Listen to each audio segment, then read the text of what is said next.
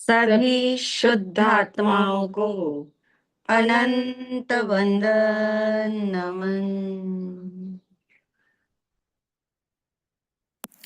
नमो अरिहन्ताणं नमो सिद्धाणं नमो आयर्याणं नमो उवस्यायाणं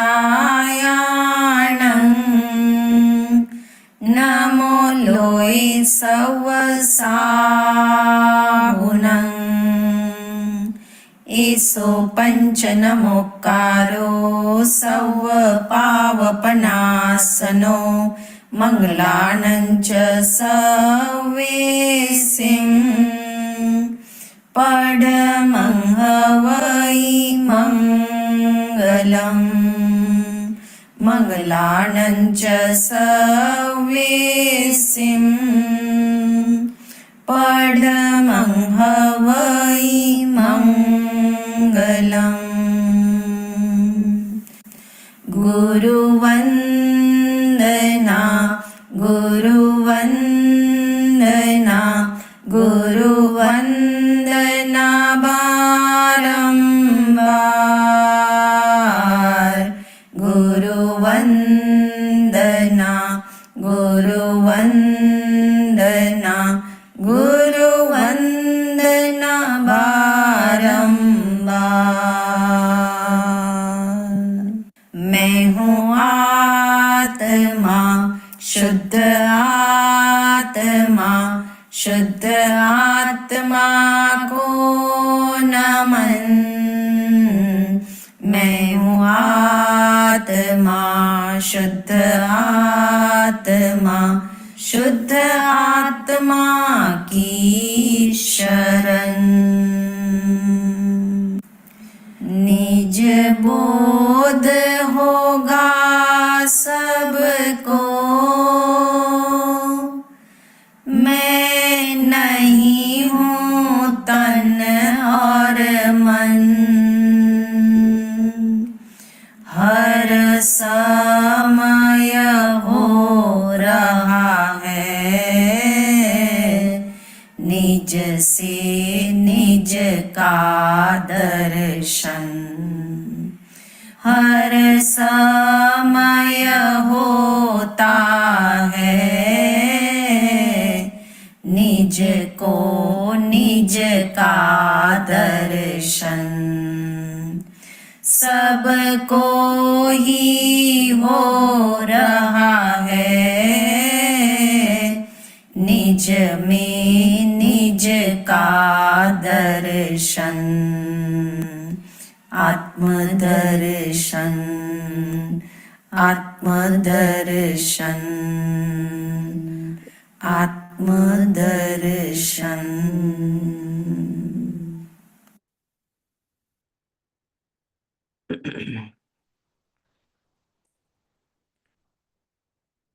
12 भावनाओं में चौथी भावना एकत्व भावना।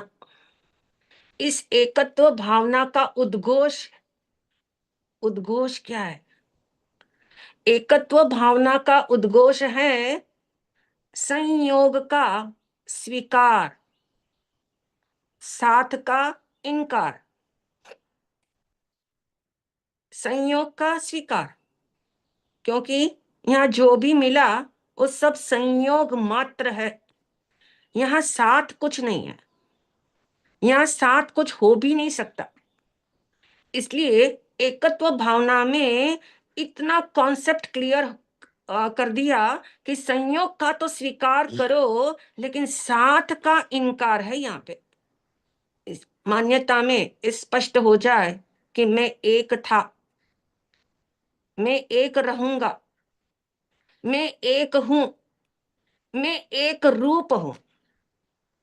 4 बातें एक साथ माइंड में इतनी अच्छी तरह से एकत्व भावना कह देती है कि संयोग का स्वीकार, इसका मतलब साथ का इनकार है। और साथ का इनकार है मतलब किस बल पे इनकार है? कि मैं एक था, मैं एक रहूंगा, मैं एक हूं और मैं एक रूप हूं।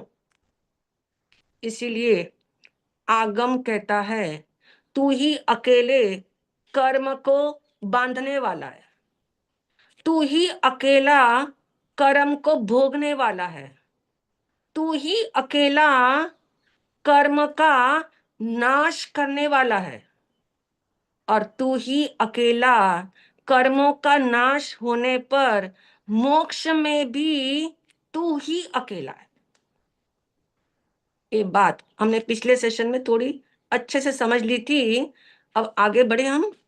इसलिए ज्ञानी कहते हैं हे जीव, संयोग में अपनापन मत कर, संयोग में अपनापन मत कर, संयोग के दूध में अपनापन का दही मत डाल, है ना। हर समय क्या करते हैं, जमाते ही रहते, दही जमाते ही रहते। जो मिला संयोग के रूप में ये दूध है, और उसमें अटैचमेंट का दही डालते रहते, ये मेरा, वो भी मेरा, अरे अरे वो भी मेरा, यानी इतना ज्यादा ममत्व भाव। और इसीलिए कह दिया कि अपनापन का दही, अपनापन का दही यानी संयोग के दूध में अपनापन का दही मत डालो, क्योंकि संयोग में अपनापन ही संसार का आधार है। एक आत्म स्वरूप में अपनापन ही एकत्व भावना का सार है। स्लाइड में आप देख रहे हो ज्ञानियों के वचन, और इन वचनों के कारण ही अध्यात्म की एक जबरदस्त प्रेरणा है। विराधना नहीं, आराधना करो। बचपन से विराधना और आराधना ये दो शब्द हम सुनते आए हैं। विराधना मत करो, आराधना करो। ये है स्टेप टू इवोल्यूशन, ये है परदेश से स्वदेश में लौटने की यात्रा, ये है विधि। विराधना नहीं, आराधना करो। किसी की विराधना मत करो। किसकी ना करो? किसी की भी नहीं। सबसे पहले तो अपनी नहीं करती। हाँ, क्योंकि जब हम कहते किसी की में क्या आ जाएगा, स्व की विराधना मत करो। किसकी आराधना करे फिर? वो भी स्व की। प्रश्न दो है, किसकी विराधना मत करो और किसकी आराधना करो। ये दो प्रश्न का उत्तर एक ही है। इस ठीक है, इसे समझ में सेट कर लेना है। दोनों प्रश्नों का उत्तर एक ही है, स्व की आराधना करो और स्व की विराधना मत करो। म्यूट कर ले, है ना। जो जीव एकत्व की आराधना नहीं कर रहा, देखिए क्या प्रेरणा है, जबरदस्त प्रेरणा है। जो जीव एकत्व की आराधना नहीं कर रहा, वो नियम से विराधना ही कर रहा है, विराधना कर रहा है। मतलब क्या? जो अपने एकत्व स्वभाव की आराधना कर रहा है वे आराधक है। एकत्व स्वभाव की आराधना कर रहा है वह आराधक है, और जो इस आराधना से बाहर है, जो इस आराधना से बाहर है, वे सब क्या है? विराधना कर रहे, वे सब विराधना कर रहे।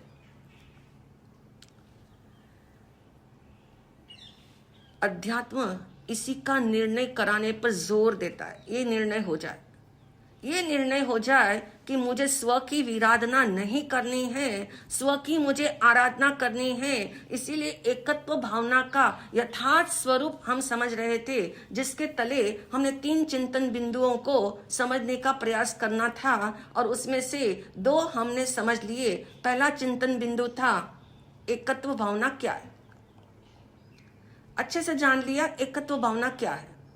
एकपना, किसमें? एक में, एक में एकपना, वन में वननेस। और नंबर 2 का, जीव किससे एकत्व करता है तो अनंत संसार बढ़ेगा। जीव किससे एकत्व करता है तो अनंत संसार बढ़ेगा। आपको इसका उत्तर भली भांति अच्छे से सेट हो गया कि जीव पर से एकत्व करता है तो अनंत संसार बढ़ेगा। और आज हम तीसरा चिंतन बिंदु की ओर चलेंगे, जो हमें प्रारंभ से लेकर के शिखर तक की यात्रा कराएगा। बहुत इंपॉर्टेंट है आज का सेशन। ये कैसे एकत्व भावना का प्रारंभ हो, कैसे एकत्व भावना का अभ्यास हो, और कैसे एकत्व भावना का शिखर बिंदु को हम छू सकते हैं, इसके तले हम पूरी अच्छी तरह से इस एकत्व भावना को समझेंगे कि जीव किससे एकत्व करे तो अनंत सुख प्रकट करेगा। किससे किससे करे? आपकी परोक्ष श्रद्धा में उत्तर है, आपकी परोक्ष श्रद्धा में उत्तर है। स्लाइड में भी आपने देखोगे, जीव किससे एकत्व करे तो अनंत सुख प्रकट करेगा। जीव स्व से एकत्व करे तो अनंत सुख प्रकट करेगा। क्योंकि अभी क्योंकि कौन बताएगा? क्योंकि मैं सुख स्वरूपी भगवान आत्मा हूँ। क्योंकि वो सुख रूप है, क्योंकि अनंत सुख प्रगटाना है ना, अनंत सुख प्रगटाना है तो जो सुख स्वरूपी आत्मा है उसमें एकत्व करेंगे तभी हो पाएगा, क्योंकि वो सुख रूप है, वो एक रूप है, और इसीलिए उसमें एकत्व करेंगे तो अनंत सुख प्रकट होगा। देखिए, एकत्व में एक बात समझना है, एक रूप शब्द क्या है? अकेला है, एक रूप यानी अकेला है। मगर याद रखना, अकेला होना या एक होना मजबूरी नहीं है, डिप्रेशन नहीं है, स्वभाव है। प्रत्येक जीव का स्वभाव है ये तो। जुड़ना स्वभाव नहीं है, जुड़ना तो संसार है, जहां जुड़ जुड़ के चलते हैं। मन न माने तो भी मेल बिठा बिठा के चलते हैं, न बैठे मेल तो कोई मेल बिठाने आ जाता है, समझाने आता है। प्रत्येक जीव का स्वभाव है एक होना, एकत्व। प्रत्येक जीव का स्वभाव एकत्व क्यों है? क्योंकि वो स्वभाव से परिपूर्ण है, कंप्लीट है, उसे किसी का साथ ही नहीं चाहिए। वो इतना कंप्लीट है कि उसे किसी के साथ में प्रॉब्लम है। इसीलिए वीतराग वाणी कहती है, जन जन और कण कण स्वयं में पूर्ण है। स्लाइड में देखेंगे, जन जन और कण कण स्वयं में पूर्ण है। अब जन जन से अभिप्राय क्या पकड़ोगे? चैतन्य द्रव। हाँ, बहुत सुंदर, बहुत सुंदर। और कण कण से क्या पकड़ोगे? उद्गल परमाणु परमाणु। जो अत्यंत अच्छा, सुंदर। और पूर्ण से क्या पकड़ोगे? परमाणु भी शुद्ध है, तो वो परिपूर्ण है, शुद्ध है, स्वतंत्र बहुत सुंदर। यानी जन जन और कण कण स्वयं में पूर्ण है। जन जन यानी प्रत्येक आत्मा, और कण कण यानी प्रत्येक पुद्गल परमाणु, और पूर्ण है। पूर्ण है का अभिप्राय अखंड है, स्वाधीन है। और इसलिए हमें ये समझ आ गया, एक उक्ति वीतराग वाणी की क्या है कि जन जन और कण कण स्वयं में पूर्ण है। यानी जन जन में सारे चेतन द्रव्य आ गए, कण कण के अंदर सारे जड़ द्रव्य आ गए, और जड़ द्रव्य और चेतन द्रव्य भी अपने आप में कंप्लीट है, संपूर्ण है, परिपूर्ण है। और अपने परिपूर्ण को नहीं जानने के कारण ही, देखिए, वो तो जानता ही नहीं है। कौन? जड़। जड़। इसलिए जड़ की तो प्रॉब्लम ही नहीं है। प्रॉब्लम किसकी यहाँ पे? जन जन की, प्रत्येक आत्मा की प्रॉब्लम है। वो जानता है, सुनता भी है, समझता भी है, लेकिन फिर भी क्या लगता है? फिर भी लगता है कि साथ की इच्छा है, उसे साथ की इच्छा होती है। यानी परिपूर्ण को नहीं जानने के कारण, नहीं मानने के कारण उसे सात की इच्छा होती है। फिर क्या होता है? केवल इतनी इच्छा होती है क्या? फिर क्या होता है? साथ में अपनापन हो जाते हैं हम सब और उससे आगे एकत्र निभाने इच्छा की जाल बन जाती है। तो भक्तृत्व अपने आप को संयोग रूप ही देखता है, अपने आप को एक रूप देखता ही नहीं फिर कभी भी। देखिए होता क्या है, जब अपने आप को परिपूर्ण नहीं माना, अपने आप को एक रूप नहीं माना, नहीं जाना, नहीं माना, उसके कारण सात की इच्छा होती है, नंबर 1। फिर सात छूटे नहीं, उसका डर, कितना बड़ा डर है ये, उस चक्कर में कुछ नहीं होता। उसका भय रहता है, निज स्वरूप की पहचान नहीं होने से सर्वत्र कंपनी चाहिए, कोई साथ चाहिए। संसार की लाइन में भी साथ साथ चाहिए, धर्म की लाइन में भी कंपनी चाहिए। मतलब संसार के मनोरंजन करने में भी कोई साथ चाहिए, तो कहते हैं मनोमंथन करने के लिए भी कोई साथ चाहिए। कोई मनोमंथन करे तो मैं भी करूं, कोई ऐसा करे तो मैं भी करूं। यानी ये बात तो समझ में आती है कि संसार के क्षेत्र में सभी साथ साथ चाहिए। यदि मूवी देखने जाना है तो साथ चाहिए, पिकनिक जा रहे तो साथ चाहिए, और कहीं जा रहे तो साथ चाहिए। परंतु धर्म स्थान जाना हो, मंदिर जाना हो, तीर्थ यात्रा करनी हो तो भी क्या चाहिए? साथ चाहिए। और तो और अध्यात्म यात्रा के लिए भी साथ चाहिए, समझ संग चाहिए। हाँ? समझने के लिए भी संग चाहिए, और गहरा समझने के लिए भी संग चाहिए। अंतर्मुखी साधना में जहां किसी की भी जरूरत ही नहीं, ये साधना ऐसी है जहां किसी साधन की, सदनिमित्त की ऐसी जरूरत नहीं है, किसी की भी जरूरत नहीं है। परंतु अभी ऐसा श्रद्धान हुआ नहीं है, इसलिए ऐसा लगता है कि निज बोध के लिए, स्वानुभूति के लिए अभी अच्छे अच्छे सदनिमित्तों का संग तो चाहिए ही चाहिए। संग तो मिले तो आत्मा की दृष्टि होता है ना माइंड में ऐसा। अभी हम कच्चे में है, अभी हमारे स्टेप्स जो है, अभी हमारी भूमिका जो है कच्ची है, इसलिए अभी साथ तो चाहिए, तभी आत्मा की दृष्टि होगी। अब सोचो एक कहां तक कच्चापन चलेगा, एक दृष्टि कहां तक चलेगी? संसारी से सिद्ध होने की यात्रा में किसी साथ की प्रतीक्षा की नहीं की जाती, किसी भी साथ की प्रतीक्षा नहीं की जाती। याद रखना, बहुत सुंदर किसी ने चिंतन करके लिखा है, संग मरमर होता है। संग संग चाहते हैं ना, संग मरमर होता है, संग कभी सिद्ध सिद्ध नहीं होता।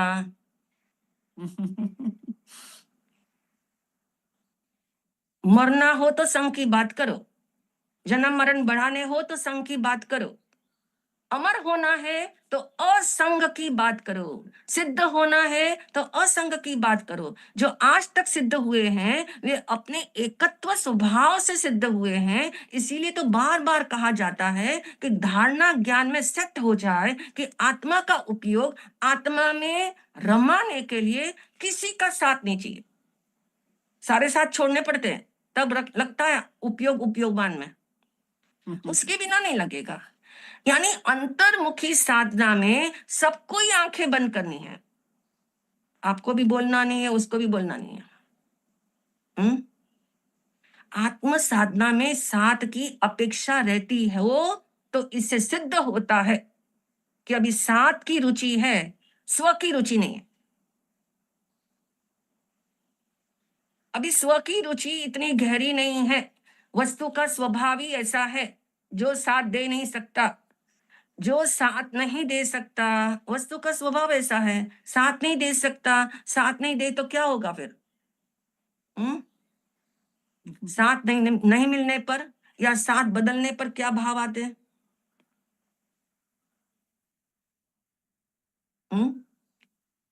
दुख, शिकायत, दुख, बराबर। अपेक्षाएं रहती है, कोई साथ नहीं देता, शिकायत की वृत्ति पलती है, शिकायत की वृत्ति मजबूत होती जाती है। अभी तत्व दृष्टि इतनी हुई नहीं है, आत्मरुचि इतनी प्रबल नहीं है, आत्मरुचि ही नहीं है, समझ लो। इसलिए ज्ञानी कहते हैं संयोग दृष्टि को स्वभाव दृष्टि कर।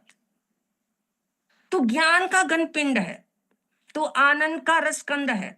सिर्फ एक बार विश्वास कर ले, एक बार विश्वास कर, सिर्फ शिफ्ट योर एकत्व,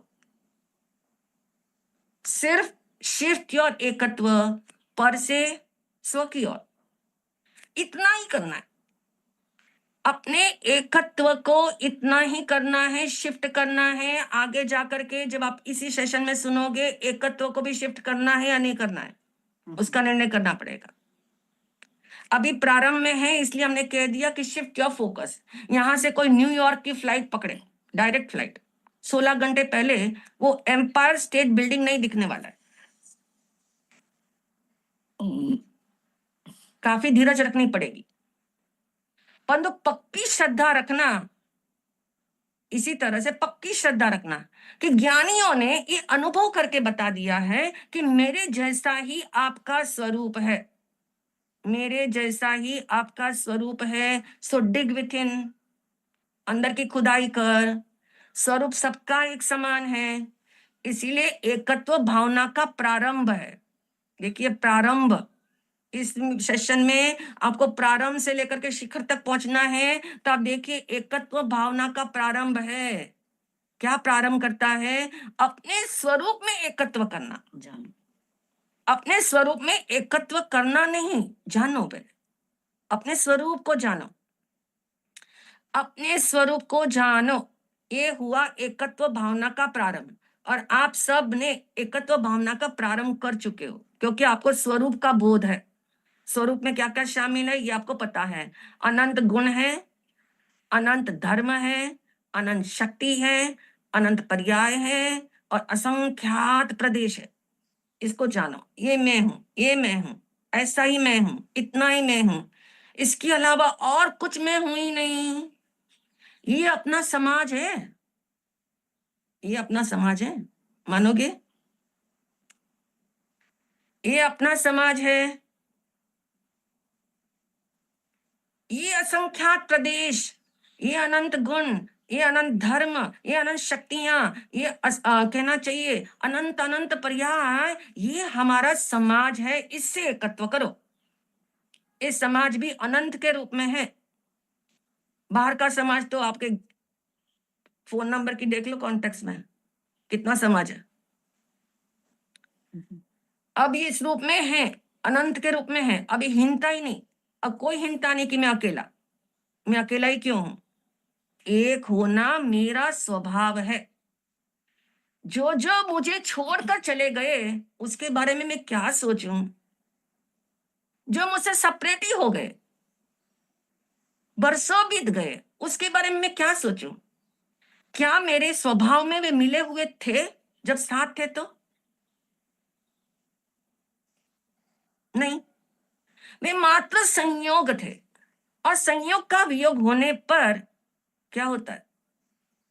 संयोग का वियोग होने पर ऐसा चिंतन, ये मात्र संयोग थे। संयोग का वियोग होने पर ये चिंतन हो कि संयोग का वियोग होने से स्वरूप में क्या घटा, क्या बढ़ा?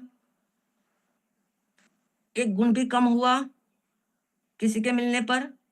बहुत वीआईपी आदमी बड़ी अप्रोच लगा लगा के उस व्यक्ति से मिलने गए, कितने आपके आत्मा के गुण बढ़ गए? कितने घट गए? कुछ घटा? कोई दुष्ट मिल गया तो नहीं। मतलब आप देखिए, जब संयोग से कुछ बढ़ता नहीं तो वियोग से क्या घटा? कुछ नहीं। वियोग से घटेगा कैसे? ऐसा मैं एक रूप हूं, ऐसा मेरा स्वरूप है। इस एक स्वरूप में एकत्व करना, ये एकत्व है, ये एकत्व का प्रारंभ है। इसलिए आत्मार्थियों को हिदायत दे दी है ज्ञानियों ने कि पर के साथ एकत्व मत करो। प्रारंभ में तो ऐसा कहना पड़ता है, पर के साथ एकत्व मत करो।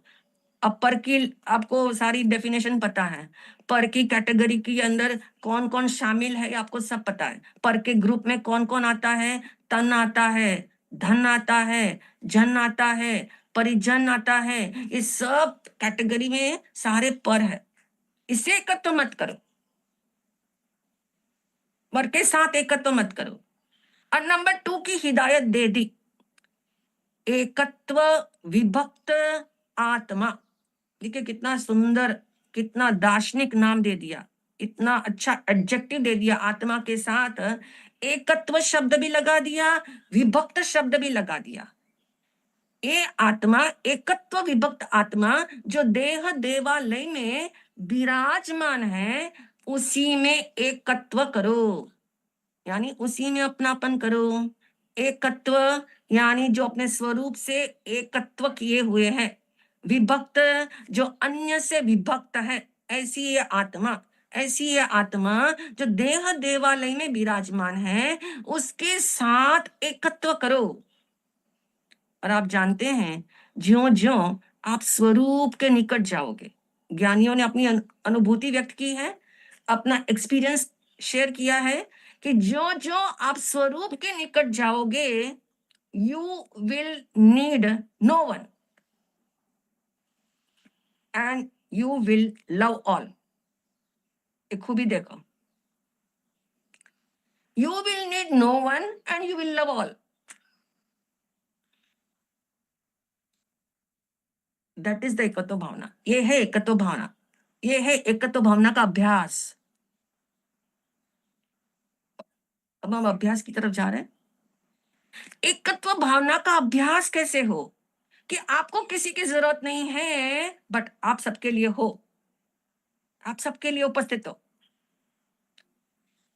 मगर मुश्किल ऐसी है कि जीव एकत्व की गहराई को नहीं समझता और उसके कारण सुख स्वरूपी आत्मा से एकत्व न करके जड़ और चेतन संयोगों से क्या करता है, एकत्व कर लेता है। इसलिए कुछ चेक पॉइंट्स रखें आज के सेशन में, 4 चेक पॉइंट्स है, ताकि चेक हो जाए। क्या चेक हो जाए? जिसे हम एकत्व समझ रहे हैं वो कैसा एकत्व है, वो कौन सी क्वालिटी वाला एकत्व है। बहुत सारे कंडीशंस आपके साथ होते हैं, बहुत सारे सर्कमस्टेंसेस अरेंज ऐसे ऐसे हो जाते हैं, बहुत सारी मिसहैपनिंग्स ऐसी होती है जिसके कारण हम अकेले एकत्व का अनुभव कर लेते हैं, एकत्व की अनुभूति हो जाती है। और हमने कहा कि हमें तो एकत्व है ही, हमें तो अकेले रहना आता ही है। That doesn't mean. इसलिए एकत्व के चेक पॉइंट को चेक कर लेते हैं। नंबर 1, विद्वेष जन्य एकत्व। नंबर 2, बिछोह जन्य एकत्व। नंबर 3, वियोग जन्य एकत्व। नंबर 4, विवेक जन्य एकत्व। अब नाम से ही आपको सब पता लग गया है, ज्यादा एक्सप्लेनेशन की इसमें जरूरत नहीं है। सिर्फ साथ साथ टैली करते जाना कि कब कब आपने ऐसा अपने को कहाँ कहाँ समझा, कौन कौन से एकत्व में अपने आप को शामिल किया। नंबर 1, विद्वेष जन्य एकत्व। जीवन में कई बार ऐसा एहसास होता है, यहाँ कोई किसी का नहीं होता है, सबसे अपेक्षा हमारी टूटती है। एक से क्या टूटी कि सबसे टूट जाती है। ये एकत्व की फीलिंग तो है यहाँ, एकत्व मतलब उस समय इतना अकेला लोनली फील करते हैं, यानी ये एकत्व की फीलिंग तो है। लेकिन केस कब? जब स्वार्थ में कोई सहायक नहीं हो, जब स्वार्थ पूर्ति में कोई सहायक हो जाए तो फिर से वो हमारा हो जाता है, फिर से खुश हो जाते हैं। जब स्वार्थ में कोई टकराव आया तो हमने समझा मैं अकेला रह गया, देखो साथ नहीं दिया। मतलब पूरा ना हो तब तक सब अपने, या मतलब पूरा ना हो तो सब पराए, मतलब पूरा होने तक सब अपने।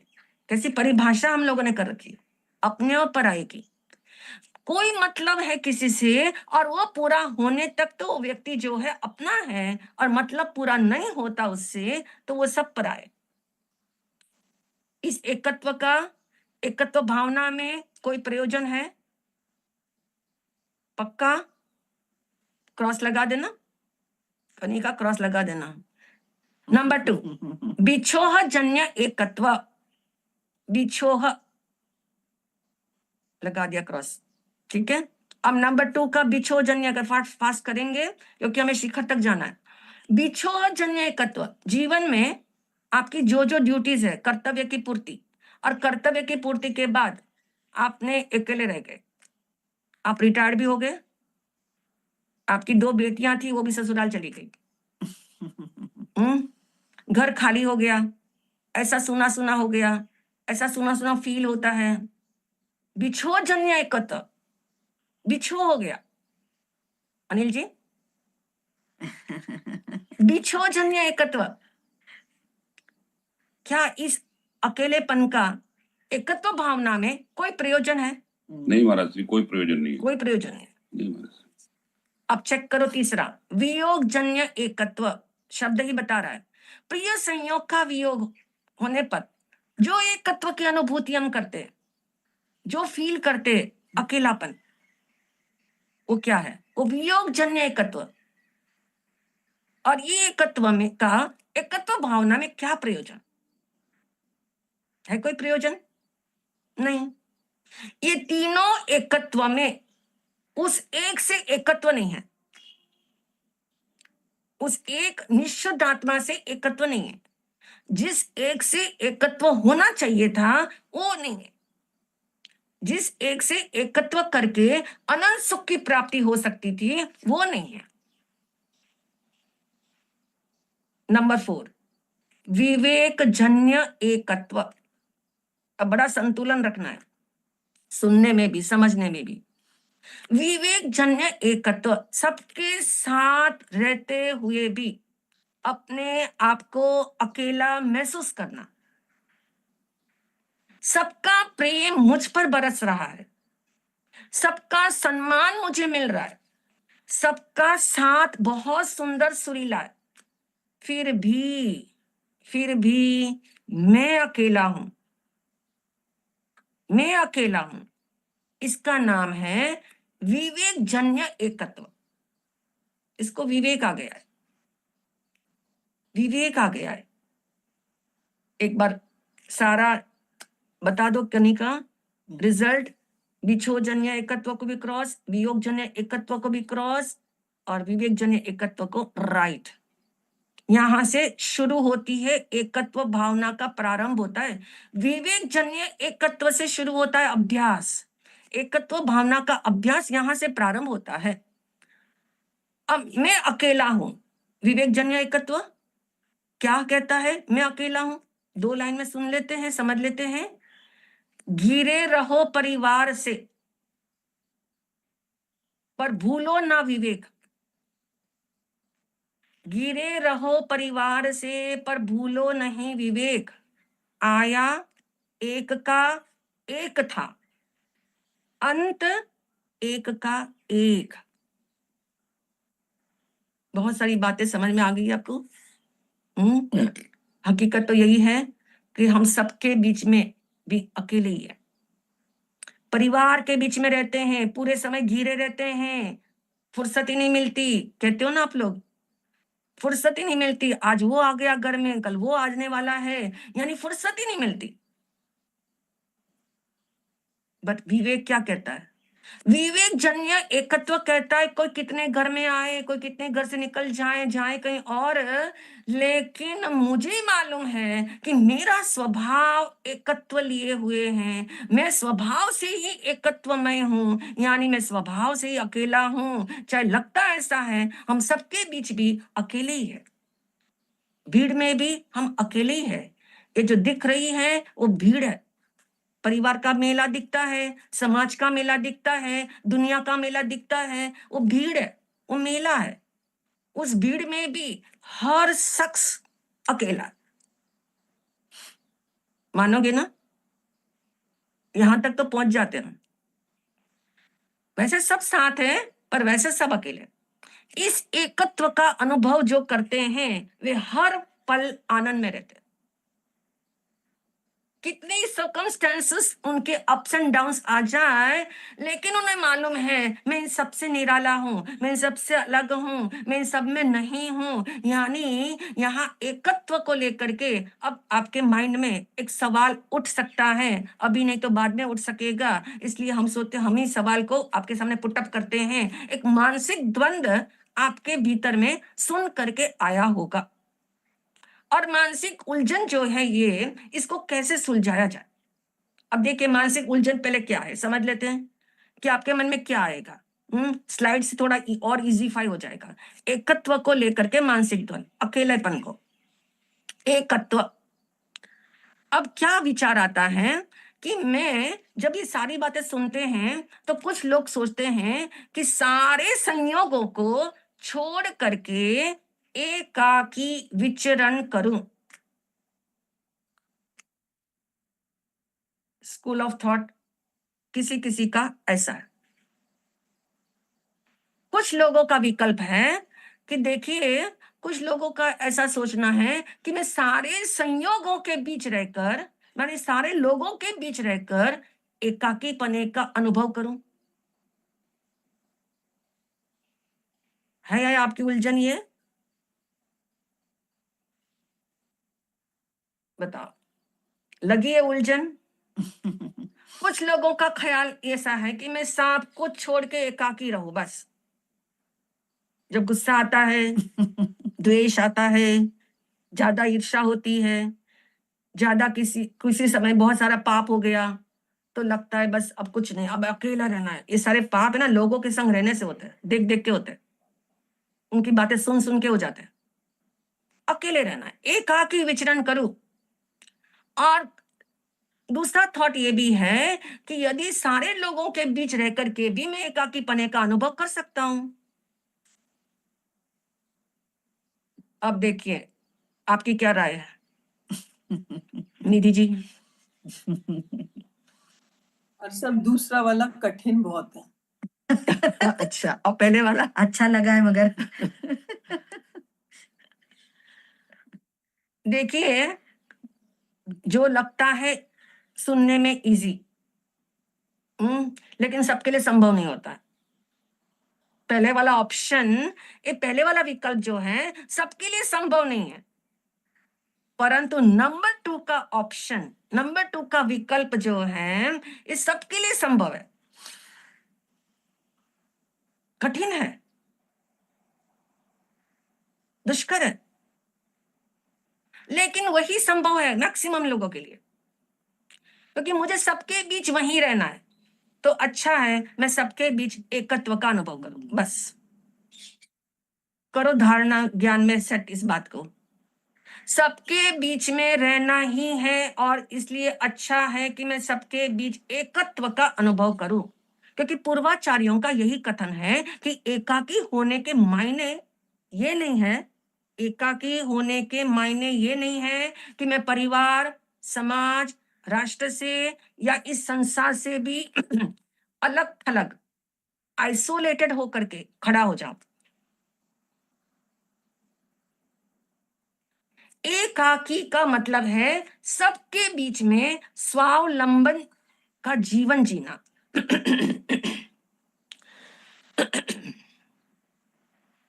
मुझे किसी के सहयोग की जरूरत नहीं, मुझे किसी के सहयोग की जरूरत नहीं है। अगर कोई सहयोग देता है तो मैं धन्यवाद से भरा हुआ, और नहीं देता है तो मेरे भीतर कोई शिकायत ही नहीं है। इस तरह का जीवन जीना शुरू करते हैं तब मानना कि हम सबके बीच रह करके भी एकत्व भावना का अभ्यास प्रारंभ कर चुके। हम एकत्व भावना को अभ्यास करने की साधना कर रहे हैं, क्योंकि एकत्व भावना का अभ्यास सबके बीच रह करके दूसरे का उपकार तो करना ही है। ये एकत्व भावना का अभ्यास है। एकत्व भावना का अभ्यास ऐसे करना है कि सबके बीच रह करके दूसरे का उपकार तो करना है, लेकिन दूसरे से सहयोग की अपेक्षा नहीं रखनी। सबका अच्छा करो, डू गुड, सबके बीच रह करके दूसरे का उपकार तो करना है, लेकिन दूसरे से सहयोग की अपेक्षा नहीं रखनी। अब सेल्फ से पूछो, क्या लाइफ में इतनी सी बात हम साध नहीं सकते? क्या इतना छोटा दिल है हमारा? क्या इतनी छोटी सोच है हमारी? क्या इतने संकीर्ण हम हो चुके हैं?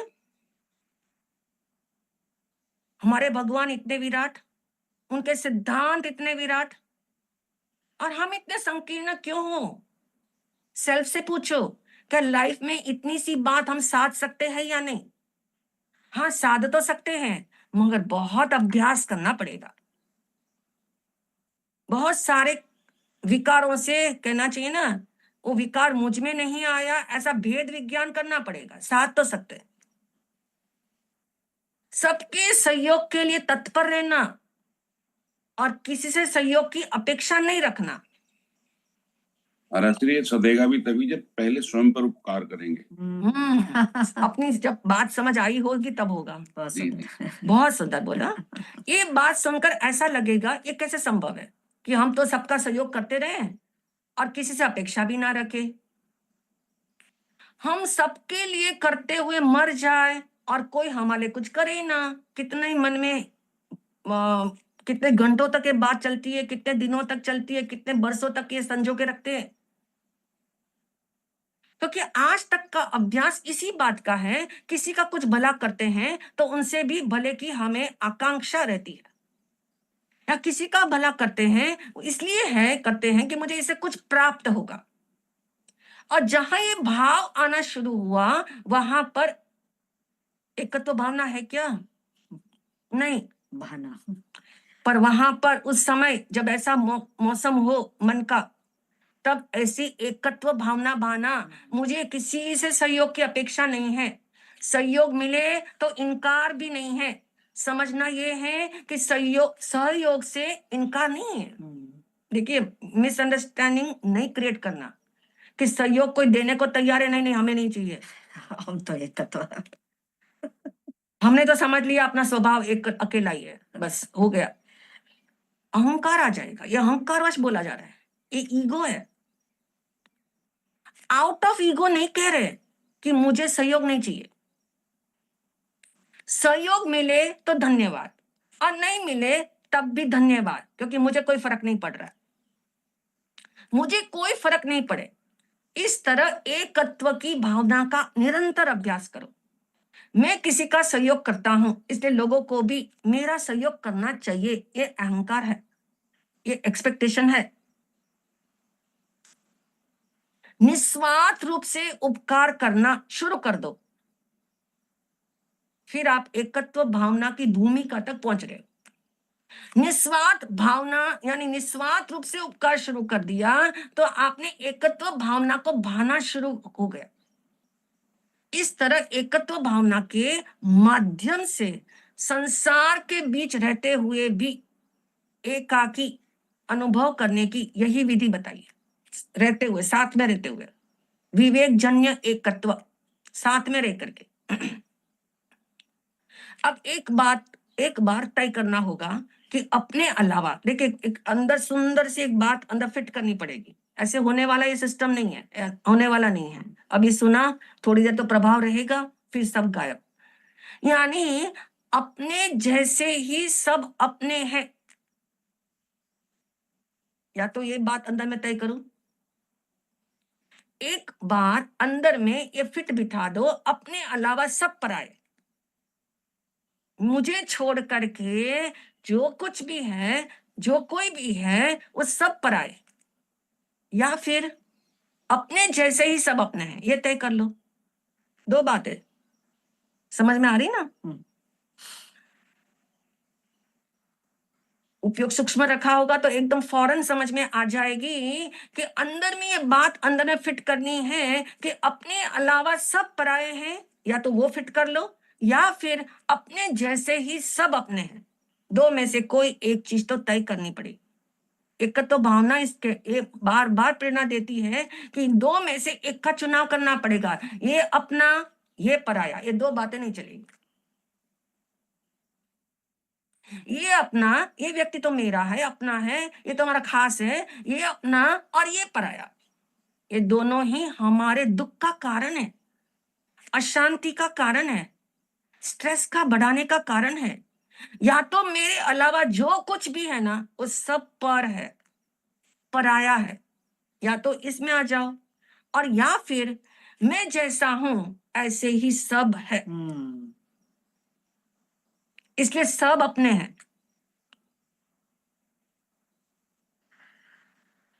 थोड़ा कठिन है अंदर से गुजरना, वहां से गुजरना, बट गुजरना ही पड़ेगा। कुछ लोगों का ऐसा कहना है, यदि हम व्यवहार में, देखिए तर्क है, व्यवहार में सबको अपना माने और अपने जीवन को इस तरह बनाए, किस तरह, जैसे किसी को अपना मान लेने के बाद हम क्या करते हैं उनके साथ, ना उसे हम पीड़ा देते हैं, ना हम उसे पीड़ा पहुंचाना चाहते हैं, ना उसे झूठ बोलते हैं, ना कोई दुर्व्यवहार करते हैं। ठीक ऐसा ही, ठीक ऐसा ही अगर सबके प्रति अपनेपन का भाव आ जाए तो ऐसा ही व्यवहार करोगे कि सब अपने हैं। जब सब अपने हैं तो फिर किसी को पीड़ा नहीं, किसी के साथ दुर्व्यवहार नहीं, किसी के साथ कटु वाणी नहीं, कोई बात ही नहीं है।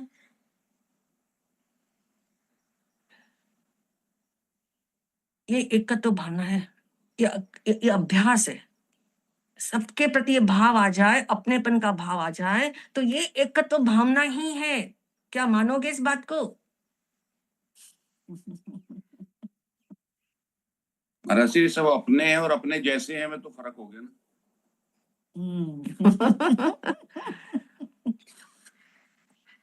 यही तो आगे सूक्ष्म रूप से हम जा रहे हैं, क्योंकि यदि आपने ऐसा मान लिया सबके प्रति अपनेपन का भाव यही एकत्व भावना है, तो नहीं, ये भूमि का बना रहा है। ये एकत्व भावना ही है ऐसा नहीं मानना। ये समझ लेना कि सबको केवल अपना मानने से ही एकत्व भावना नहीं सटेगी, लेकिन सबको एकत्व भावना मानने से एकत्व भावना की भूमिका तैयार हो रही है। जब तक अपने अस्तित्व को नहीं जाना, अपने व्यक्तित्व को जान करके हम अपना अपना कर रहे हैं, जब तक अस्तित्व को नहीं जाना, अस्तित्व को नहीं पहचाना, तब तक एकत्व भावना का मर्म नहीं समझ आ सकता। इसके लिए सतत ऐसा अभ्यास करना। जब आत्म साधना में लीन हो जाओ तब क्या विचार करोगे? कोई किसी का नहीं है। तब अपने को एकाकी मानना, अपने कर्म फल को भोगने के लिए मैं अकेला हूं ऐसा मानना, सबसे डिटैच हो जाना, लेकिन सबके बीच प्रवृत्ति करो। जब अकेले आत्म साधना में बैठो तो डिटैच होके बैठो कि इस समय इस घर का कोई सदस्य, इस घर का एक वस्तु मेरी नहीं है, यहां तक कि अपना शरीर भी अपना नहीं है। सबसे डिटैच हो जाना, लेकिन सबके बीच प्रवृत्ति करो, तब सबको अपना मानना उतनी देर के लिए। एक दूसरे के सहयोग के लिए तब तत्पर रहना, किसी को पराया उस समय मत मानना, क्योंकि एक अध्यात्म होता है और एक व्यवहार होता है।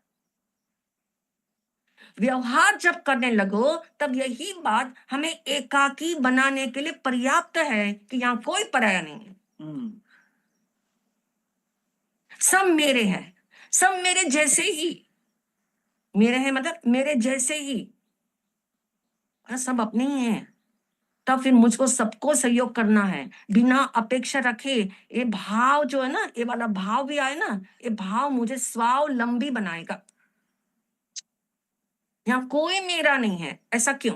यहाँ सब मेरे अपने, मेरे जैसे ही तो है, सबका स्वरूप एक जैसा ही तो है। उनमें भी ज्ञान दर्शन है, मुझ में भी ज्ञान दर्शन है, वो भी ज्ञाता दृष्टा स्वभाव वाले हैं, मैं भी ज्ञाता दृष्टा स्वभाव वाला हूं। तब आगे वाली बात समझ में आने लगती है। लेकिन ये जो एक दूसरे के साथ संयोग हुआ है, ये तो बहुत बाहरी है, वेरी वेरी एक्सटर्नल। जो संयोग हुआ है, जिसको हम कह देते हैं बहुत एक्सटर्नल है।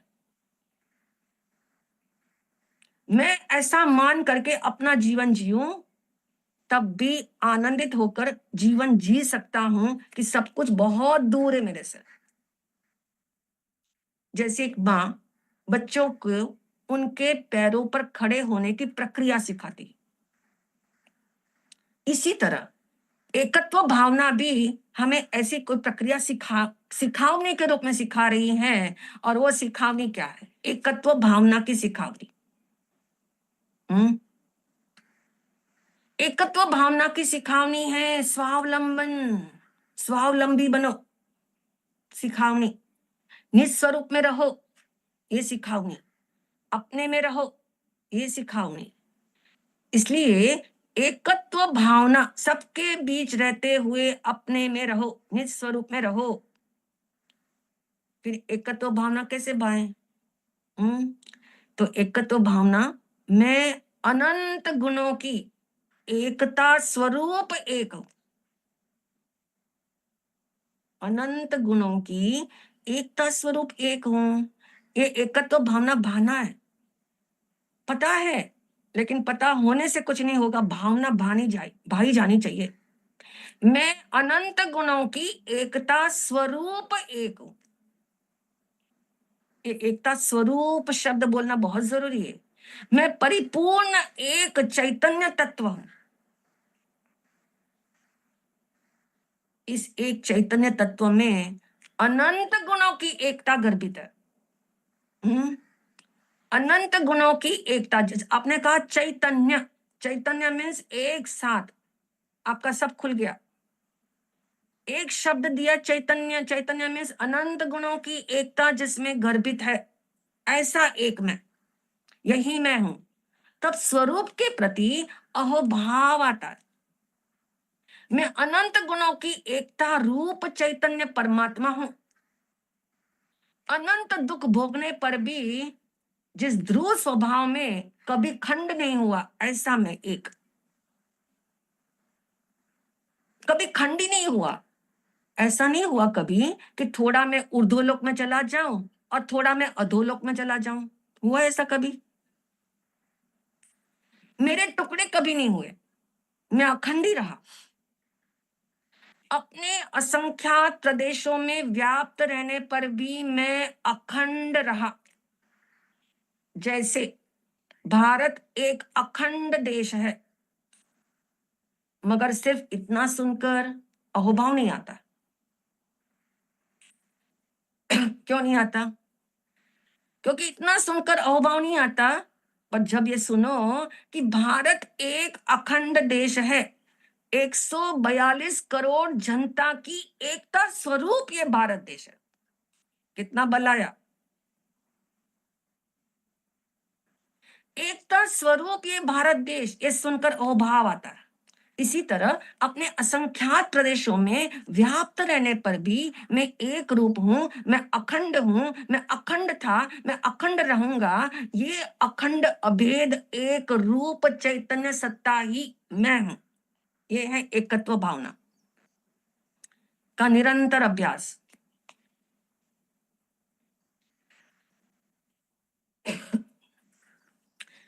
इतना विश्वास, इतना विश्वास, देह के कितने टुकड़े हो जाए, चारों दिशा में उसके राख के परमाणु उड़ते हो, मगर जो अखंड एक रूप चैतन्य सत्ता कभी उड़ी नहीं। जो अखंड है, अखंड ही रहती है, यही मैं हूं। ऐसी स्थापना करना। अनंत अनंत भूतकाल में अनंत देह संयोग के रूप में आए, बिखरे, मगर मैं सदा एक अखंड एक रूप टिक कर रहने वाला भगवान आता हूं। मेरे दो टुकड़े कभी नहीं हुए। देह के टुकड़े के कारण मेरे दो टुकड़े कभी नहीं हुए। नरक में तिल तिल जितने टुकड़े किए गए, लेकिन मैं कभी टूटा नहीं, मैं एक रूप रहा। तरह तरह के विकल्प मुझे आए, भयंकर से भयंकर विकल्प मुझे आए, लेकिन उन भयंकर विकल्पों ने मुझ में प्रवेश करके मुझे तोड़ा नहीं, मेरे टुकड़े नहीं हुए। मतलब मैं एक ऐसा परमात्मा जो एक रूप हूं। इस एक पने में सहजता है। क्योंकि एक होना स्वभाव है। अब पराये से अपने को भरने का कोई भाव ही नहीं आता कि कोई मेरे घर आए तो टाइम पास हो। हम किसी के घर जाए, बहुत दिनों से नहीं गए। अब पराये से अपने को भरने का भाव नहीं आता, दूसरों को स्वयं के बंधन से बांधने का भाव नहीं आता। यहाँ सभी आत्मा सदा अपने में, यही तो स्वरूप है, यही स्वरूप है कि प्रत्येक आत्मा अपने अपने में ही रहता है, दूसरों में मिलता नहीं है। मैं त्रिकाल एक चैतन्य परमात्मा हूं। ध्यान रखना, एक का अर्थ एक नहीं, एक का अर्थ एकता स्वरूप। इसलिए मुनि राजों ने एक भावना नहीं बोली, शब्द क्या दिया? एकत्व।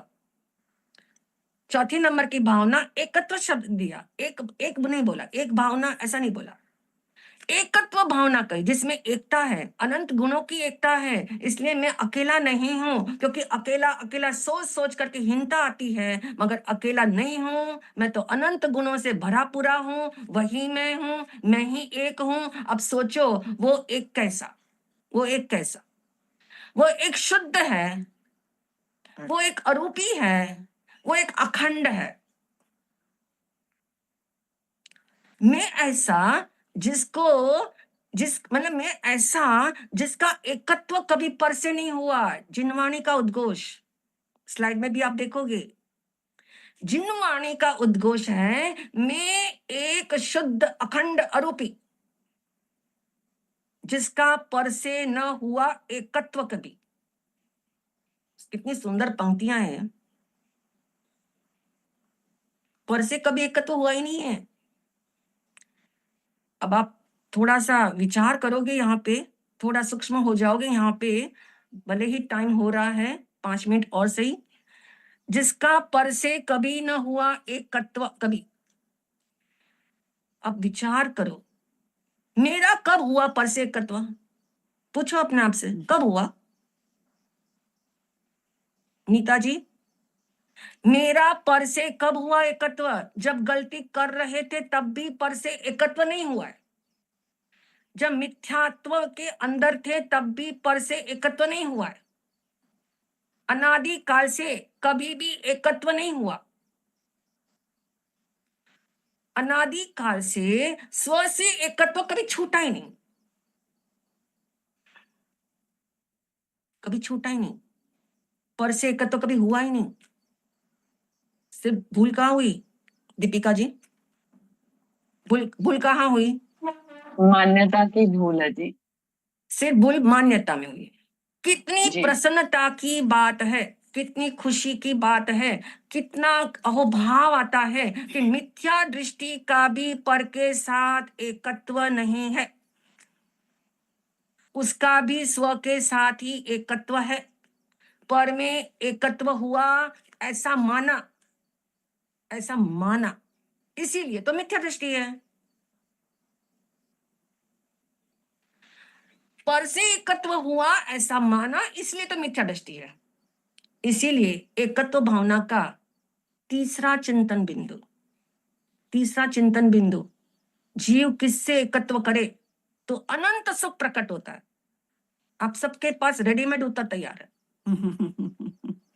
बिल्कुल, स्व से एकत्व करे तो अनंत सुख प्रकट होता है।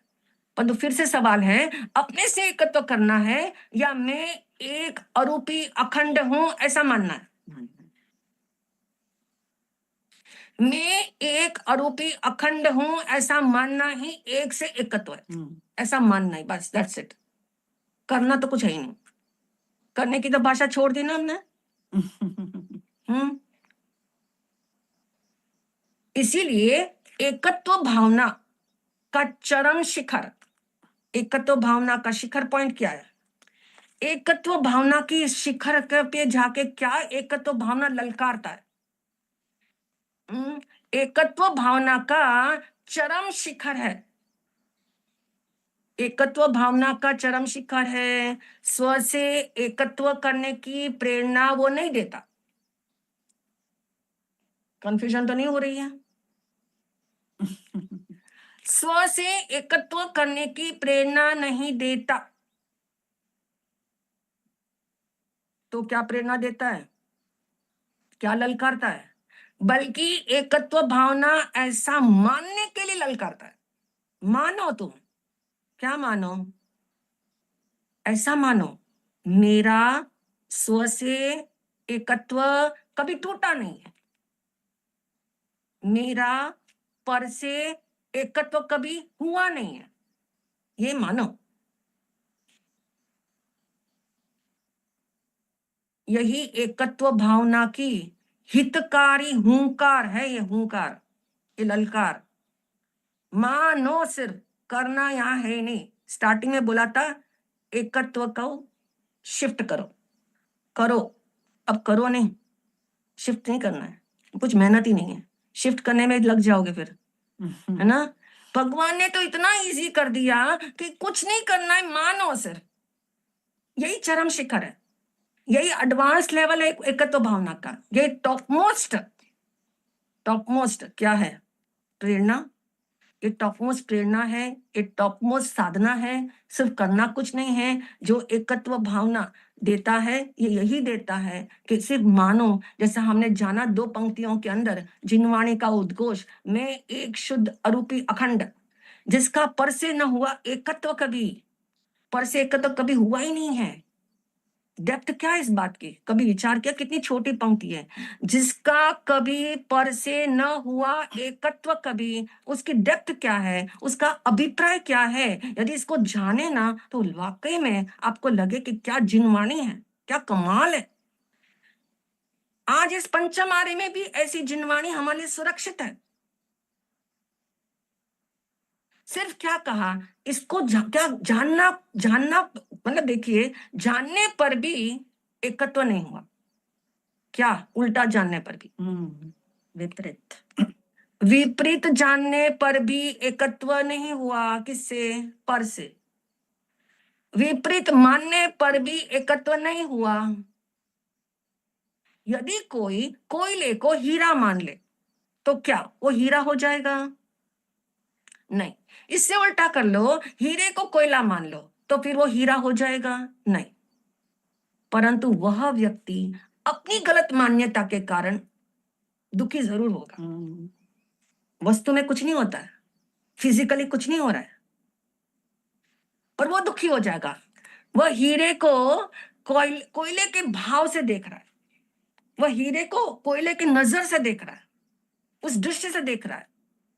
ऐसा अज्ञानी व्यक्ति हीरे के कारण दुखी नहीं है, हीरे को हीरा नहीं मानने के कारण दुखी है। थोड़ा हम जल्दी जा रहे, आप आराम से बाद में रिकॉर्डिंग सुन लेना। ऐसे ही पर से एकत्व हुआ नहीं है, पर से एकत्व हुआ नहीं है। एकत्व मान लेने पर भी एकत्व नहीं हुआ।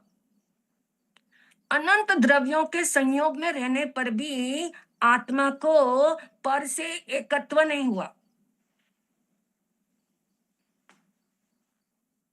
शरीर में अनंत पुद्गल परमाणु है और आत्मा तो एक ही है ना, अनंत के सामने एक है, तो वो एक आत्मा, तो वो अनंत एक का क्या बिगाड़ेगा? 1 ग्राम सोना, 1 केजी चांदी, दोनों साथ साथ पड़ा है, मिला दिया है किसी ने, ज्वेलर ने मिला दिया, तो भी 1 ग्राम सोने का क्या बिगड़ा? कुछ भी नहीं बिगड़ा। चांदी को क्वांटिटी बढ़ा दो, 100 केजी कर लो 1 केजी के बदले 100 केजी चांदी हो, 1 ग्राम सोना हो, तो भी क्या बिगड़ा? कुछ नहीं बिगड़ा, कुछ भी नहीं बिगड़ा। ऐसे ही असंख्यात पुद्गल परमाणुओं के बीच रहकर भी आत्मा कभी शरीर नहीं हुआ। आत्मा कभी जड़ नहीं हुआ। कितनी गतियां बदल गई तो भी आत्मा ने स्व से एकत्व नहीं छोड़ा, पर से उसका एकत्व कभी नहीं हुआ। सिर्फ मान्यता की भूल के कारण उसने माना नहीं, मान्यता की भूल के कारण उसने माना नहीं। मान्यता उल्टी हुई है पर वस्तु उल्टी नहीं हुई है। आत्मा कोई शरीर नहीं बन गया, आत्मा को कोई शरीर मान ले, वो बन नहीं जाता। मान लो आत्मा को कुछ हो जाता तो क्या होता? कुछ नहीं होता कि होता?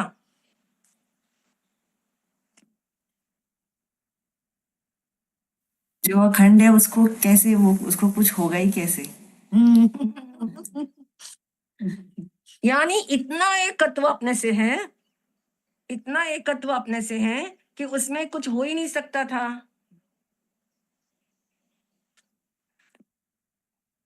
तो अब एकत्व भावना क्या कंक्लूड करेगी?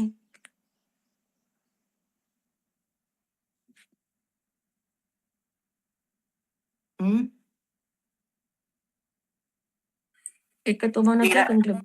मेरा मुझसे ही एकत्व है, इसका स्वीकार हो जाए। ज्ञानी कहते हैं मानो नहीं मानो, मानो नहीं मानो, आपकी इच्छा, आपकी समझ, आपकी गैर समझ, परंतु याद रखना, यदि चीनी को मीठा नहीं मानोगे तो आप दूध में नहीं डालोगे।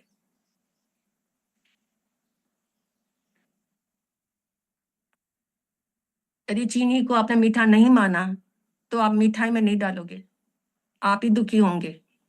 इससे आत्मा का एकत्व कभी भी नष्ट नहीं होता। एकत्व अच्छा है, एकत्व अच्छा है, प्रत्येक जीव चाहता है, लेकिन एक को नहीं जानने के कारण एकत्व नहीं हो रहा, समझ नहीं आ रहा, एकत्व करना तो है ही नहीं, मानने में नहीं आ रहा।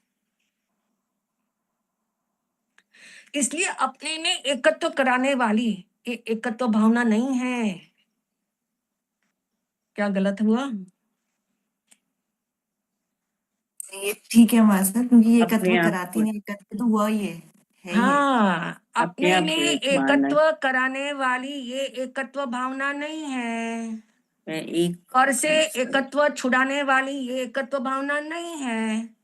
स्टार्टिंग में तो ऐसे ही समझ आता है, लेकिन शिखर के ऊपर बैठे आज लास्ट सेशन एकत्व भावना का, तो ये हमें सिखा के जाएगा, ये हमें समझा के जाएगा, ये हमारे माइंड में एक व्यू क्रिएट करके जाएगा कि यदि अपने इसमें एकत्व कराने वाली एकत्व भावना नहीं है, परंतु पर से कभी मेरा एकत्व होता ही नहीं, और अपने से मेरा एकत्व कभी छूटता ही नहीं। ये शिखर पॉइंट, ऐसा मानना, ऐसा अभ्यास करना, ऐसा चिंतन करना, ऐसा मंथन करना, ऐसा एकत्व भावना का ये शिखर है। और इस एकत्व भावना को भाते हुए हम अल्प काल में ही एकत्वमय हो जाए, यही सबके लिए शुभकामना। और समापन की ओर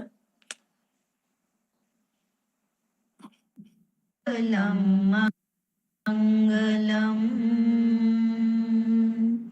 शुद्धात्मा मङ्गलम्